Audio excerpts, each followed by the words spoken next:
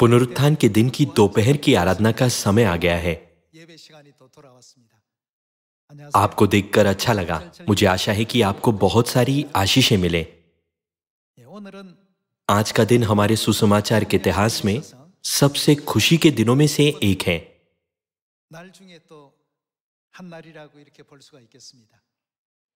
सभी पर्वों में आनंद की भावना होती है,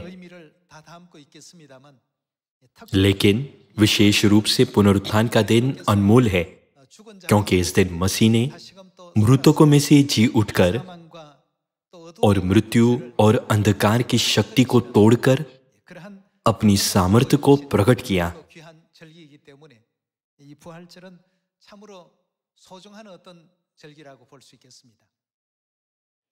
यीशु मसीह मरे हुओं में से जी उठे और 40 दिनों तक अपने चेलों को दिखाई दिए, ये प्रकट करने के लिए कि वो जी उठे हैं। 40 दिनों के बाद वे स्वर्ग पर चढ़ गए और ये हमें स्वर्गारोहण का दिन मनाने के लिए नेतृत्व करता है ना?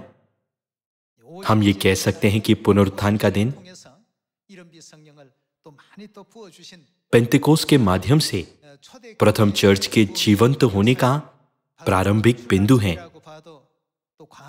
जब पहली वर्षा का पवित्र आत्मा उंडेला गया था।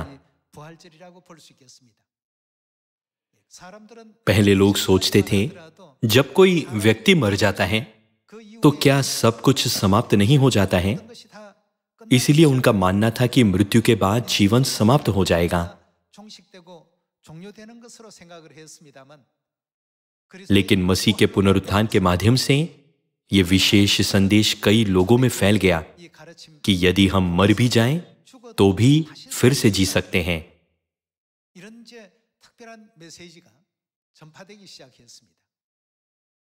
परिणाम स्वरूप रोमन सम्राटों द्वारा सभी उत्पीड़न पाने के बावजूद पुनरुत्थान ने इस बात की गवाही देने में एक महान भूमिका निभाई कि यीशु मसीह है। इसने प्रथम चर्च के सभी संतों के हृदयों को प्रेरित किया और ये उनके विश्वास की नींव बना।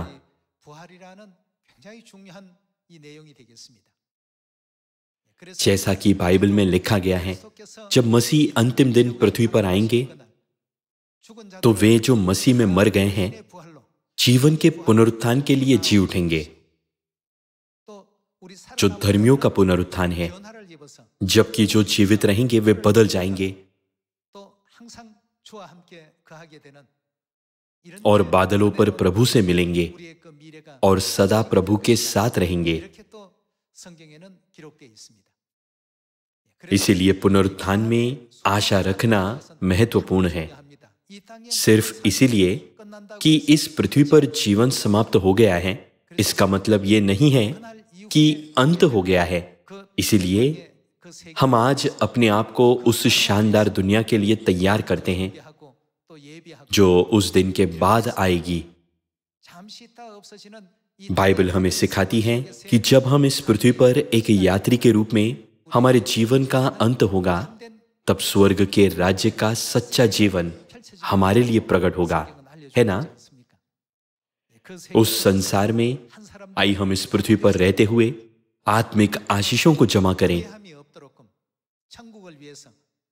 ताकि हम में से किसी को भी उस दिन पछताना न पड़े।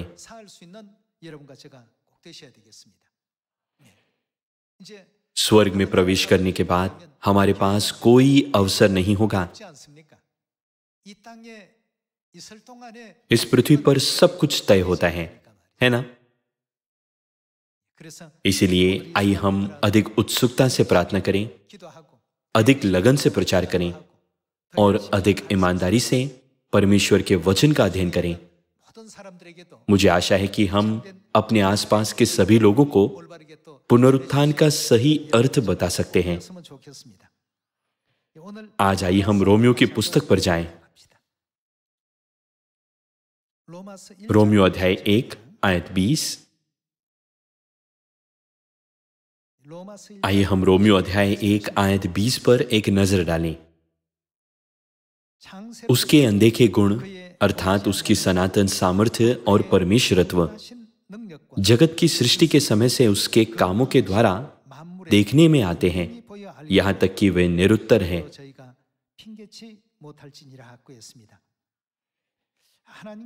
परमेश्वर कहते हैं कि परमेश्वर की सनातन सामर्थ्य और परमेश्वरत्व उनके द्वारा बनाई गई हर चीज में छिपी हुई है। दूसरे शब्दों में हम परमेश्वर की महान इच्छा को उनकी सृष्टि में पा सकते हैं। इसलिए उनकी सनातन सामर्थ्य और परमेश्वरत्व को समझने के लिए हमें उनकी सृष्टि का अध्ययन करने की आवश्यकता है। आइए हम अय्यूब अध्याय 25 आयत 5 पर एक नजर डालें। अय्यूब अध्याय 25 आयत 5।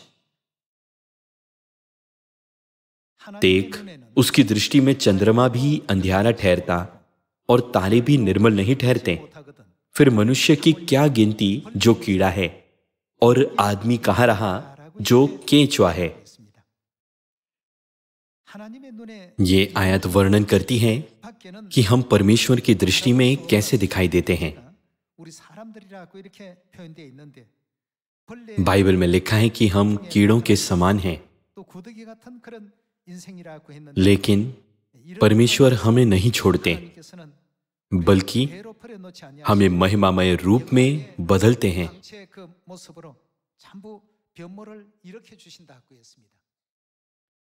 ये तब होगा जब पुनरुत्थान और रूपांतरण होगा।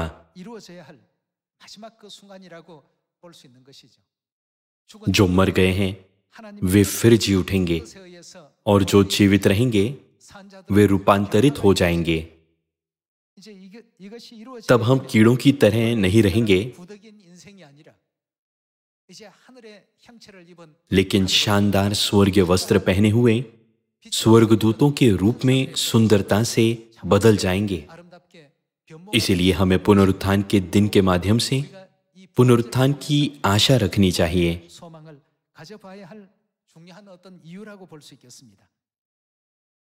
आइए हम पहला कुरिन्थियों अध्याय 15 पर जाएं। पहला कुरिन्थियों अध्याय 15 आयत 12। इसीलिए जबकि मसीह का यह प्रचार किया जाता है कि वो मरे हुओं में से जी उठा, तो तुम में से कितने कैसे कहते हैं कि मरे हुओं का पुनरुत्थान है ही नहीं। यदि मरे हुओं का पुनरुत्थान है ही नहीं, तो मसीह भी नहीं जी उठा। परमेश्वर ने प्रथम चर्च के सभी संतों को अपने स्वयं के पुनरुत्थान के माध्यम से पुनरुत्थान के कार्य के बारे में सिखाया। फिर भी कुछ लोगों ने परमेश्वर की शिक्षाओं का विरोध किया।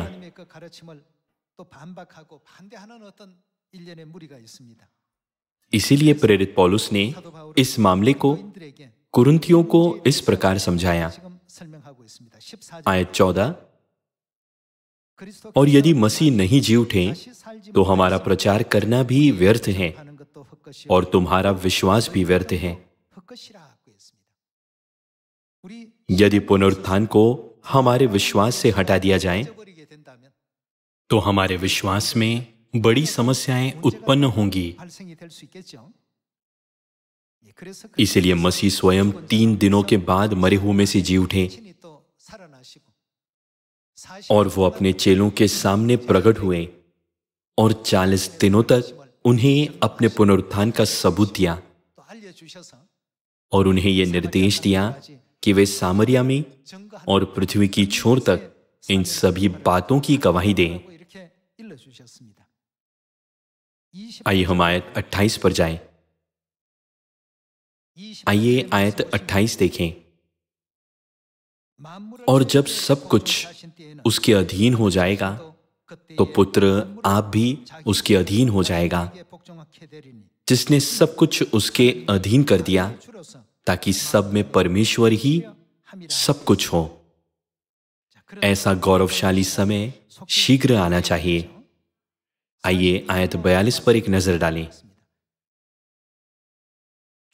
मुर्दों का जी उठना भी ऐसा ही है। शरीर नाशवान दशा में बोया जाता है और अविनाशी रूप में जी उठता है। जब हम मांस और लहू की देह बोते हैं तो परमेश्वर हमें एक आत्मिक देह प्रदान करेंगे। बाइबल कहती है कि यह प्रक्रिया पुनरुत्थान और रूपांतरण है।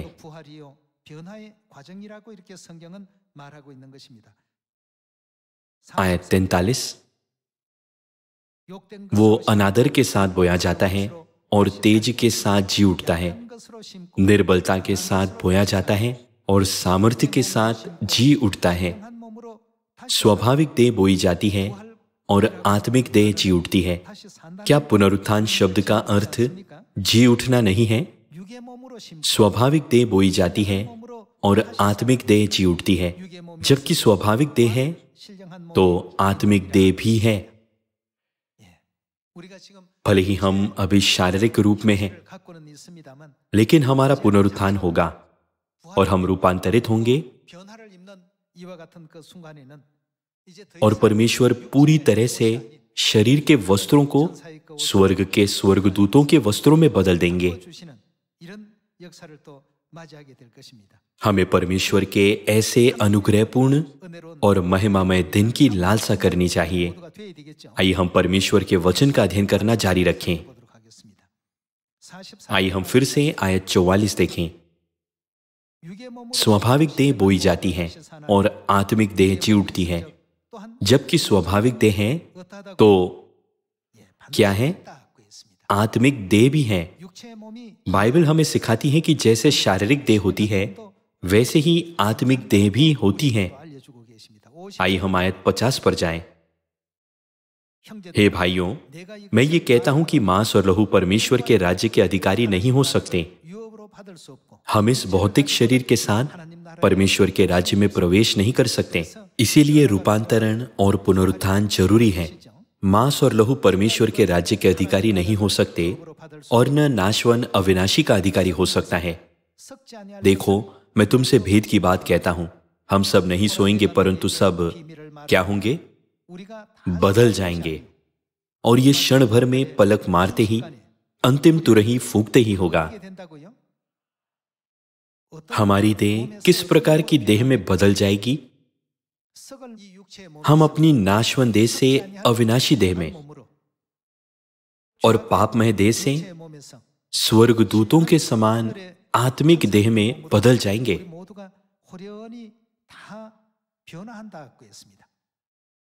सब बदल जाएंगे और ये क्षण भर में होगा। आयत 52, क्योंकि तुरही फूंकी जाएगी और मुर्दे अविनाशी दशा में उठाए जाएंगे और हम क्या होगा? हम बदल जाएंगे। क्योंकि अवश्य है कि ये नाशवन देह अविनाश को पहन लें और ये मरणहार देह अमरता को पहन लें। और जब ये नाशवन अविनाश को पहन लेगा और ये मरणहार अमरता को पहन लेगा तो वो वचन जो लिखा है पूरा हो जाएगा, जय ने मृत्यु को निगल लिया। पुनरुत्थान की आशा सबसे महत्वपूर्ण चीजों में से एक है जो हमारे पास होनी चाहिए। जब पिता इस पृथ्वी पर थे तो उन्होंने एक बार लार्वे के सिकेड़ा में बदलने की प्रक्रिया के माध्यम से इसे आसान तरीके से समझाया था।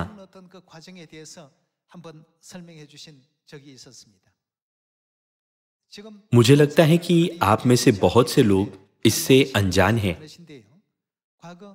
ग्रामीण क्षेत्र में रहने वाले लोग इसे याद रख सकते हैं।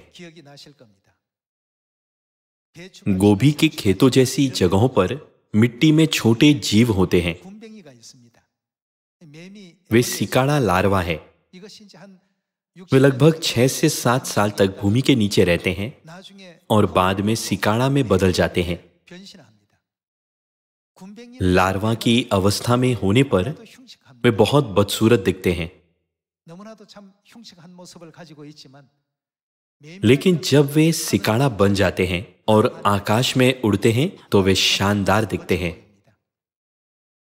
पिता ने कहा कि भले ही हम अब भौतिक देह पहने हैं, लेकिन आत्मिक देह में परिवर्तित होंगे। और यद्यपि हमारे पास अब नाशवन देह है, लेकिन परमेश्वर हमें अविनाशी देह में बदल देंगे। वही प्रक्रिया तब घटित होगी जब जो मर चुके हैं वे फिर जी उठेंगे और जो जीवित रहेंगे वे रूपांतरित होंगे। वे परमेश्वर के राज्य में अनंत जीवन और आशीषों का आनंद लेंगे। इसीलिए इस पृथ्वी पर केवल हमारे भौतिक शरीर पर ध्यान केंद्रित न कीजिए। जब हम चौथे या पांचवें आयाम जैसी एक उच्च आयाम में जाएंगे तो हमें अपने स्वदेश में अनंत जीवन और आशीषों का आनंद लेने में सक्षम होना चाहिए। आइए हम फिलिपियों अध्याय 3 आयत 20 देखें।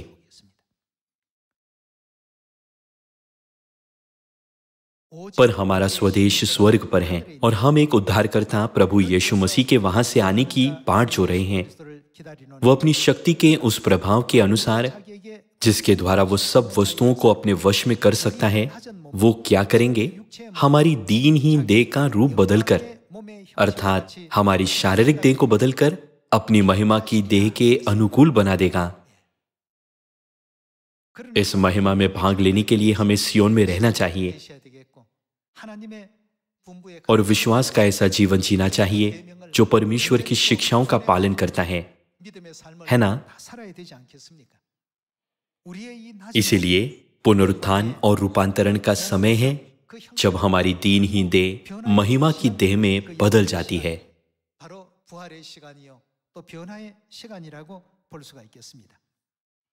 आइए हम पहला थेसलोनिकियों अध्याय 4 पर जाएं। आइए हम पहला थेसलोनिकियों अध्याय 4 आयत 14 पर एक नजर डालें। क्योंकि यदि हम विश्वास करते हैं कि मसीह मरा और जी भी उठा, तो वैसे ही परमेश्वर उन्हें भी जो क्या यीशु में सो गए हैं उसी के साथ ले जाएगा। ये वे हैं जो यीशु पर विश्वास करते हुए मर गए।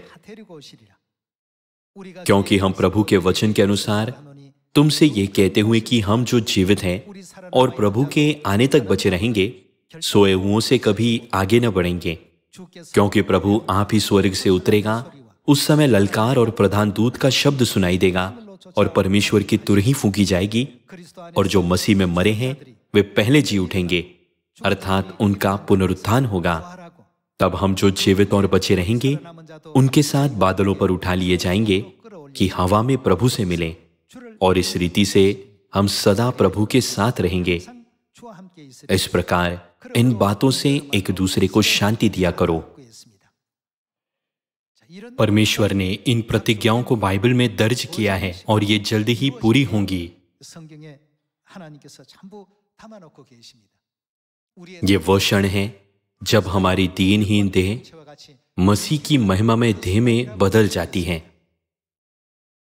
यहां भी क्या ये नहीं कहता कि हम पलक झपकते ही बदल जाएंगे? पहला थेसलोनिकियों अध्याय 4 आयत 14 में यह लिखा है, परमेश्वर उन्हें भी जो यीशु में सो गए हैं उसी के साथ ले आएगा। क्योंकि हम प्रभु के वचन के अनुसार तुमसे ये कहते हैं कि हम जो जीवित हैं और प्रभु के आने तक बचे रहेंगे, सोए हुओं से कभी आगे न बढ़ेंगे। क्योंकि प्रभु आप ही स्वर्ग से उतरेगा, उस समय ललकार और प्रधान दूत का शब्द सुनाई देगा और परमेश्वर की तुरही फूंकी जाएगी और जो मसीह में मर गए हैं वे पहले जी उठेंगे। तब हम जो जीवित और बचे रहेंगे उनके साथ बादलों पर उठा लिए जाएंगे कि हवा में प्रभु से मिलें। उसके बाद हम सदा प्रभु के साथ रहेंगे। फिर ये कहां होगा? अनंत स्वर्ग के राज्य में। इसीलिए पुनरुत्थान की आशा सच में अनुग्रहपूर्ण है। लोग अक्सर कहते हैं मृत्यु ही अंत है, लेकिन मसीह में मृत्यु हर चीज का अंत नहीं है। यह सिर्फ दूसरी दुनिया में जाने की प्रक्रिया है। इसीलिए मैं मृत्यु के बाद आने वाले परमेश्वर के राज्य पर विश्वास करता हूं। किसी को भी पीछे नहीं छोड़ा जाना चाहिए, लेकिन सभी स्वर्गीय संतानों को पूरी तरह से स्वर्ग के राज्य में प्रवेश करना चाहिए। परमेश्वर ने सत्य के द्वारा स्वर्ग के राज्य में प्रवेश करने का मार्ग प्रकट किया। नई वाचा का पालन करने, सियोन में रहने, परमेश्वर के 3 बार में 7 पर्वों को मनाने, एकता और प्रेम के द्वारा सुसमाचार को पूरा करने और परमेश्वर की शिक्षाओं का पालन करने से ये पूरा होगा। एक बार फिर मैं दुनिया भर के सभी सियोन परिवार के सदस्यों से, जिन्होंने बपतिस्मा लिया है और सत्य में प्रवेश किया है, स्वर्ग की नागरिकता प्राप्त करने और मसीह की प्रतिज्ञा में भाग लेने के लिए कहता हूं। कोई भी पीछे न छूटे। आइए हम सब हाथ पकड़कर उनकी मदद करें जिनके पास कमियां हैं, ताकि हम सभी स्वर्ग में प्रवेश कर सकें।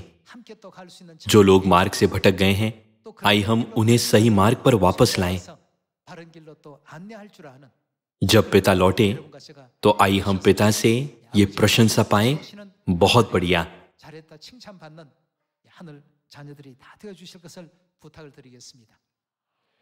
फसह और अखमीरी रोटी के पर्व पर उपवास की प्रार्थनाओं से शुरू करके आज के पुनरुत्थान के दिन तक सभी सियोन परिवार के सदस्यों ने वसंत ऋतु के पर्वों को अनुग्रहपूर्वक मनाया। मैं प्रार्थना करता हूं कि शेष समय में प्रत्येक परिवार और प्रत्येक चर्च पर पवित्र आत्मा की आशीष दी जाएगी और आप में से प्रत्येक पवित्र आत्मा के अनुग्रह को पहनकर जीवन के पुनरुत्थान में भाग लेंगे। हमें वो आशा देने के लिए 2000 साल पहले मसीह भोर में मरे हुओं में से जी उठे थे।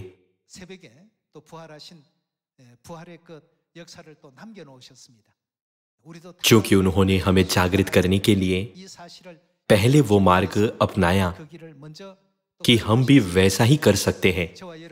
इसीलिए अंत में हम मांस और लहू नहीं बल्कि महिमामय देह धारण करेंगे। हमारी देह एक कीड़े के समान नहीं होगी, लेकिन एक सिकाड़ा या एक व्याध पतंग की तरह होगी जो आकाश में स्वतंत्र रूप से उड़ते हैं। व्याध पतंग के लार्वा पानी में रहते हैं और सिकाड़ा के लार्वे 7 साल तक भूमि के नीचे रहते हैं। बाद में जब वे वयस्क हो जाते हैं और आकाश में उड़ते हैं तो उनका रूप पूरी तरह से अलग होता है।